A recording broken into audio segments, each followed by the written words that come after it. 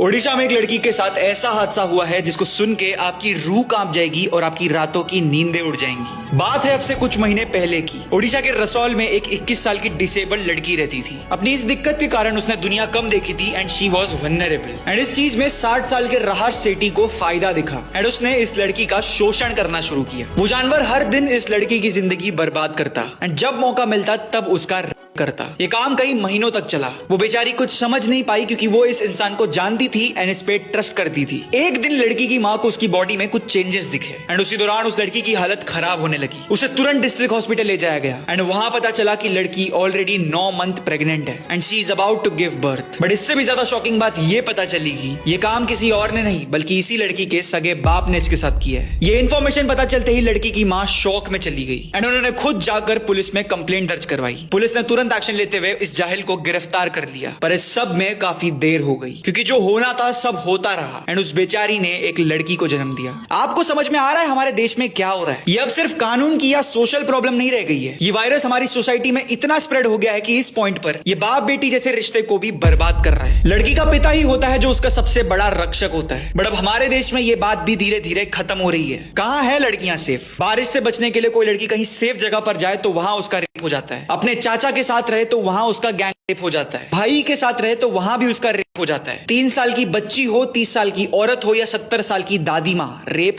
होते जा रहा है। लोगों के दिमाग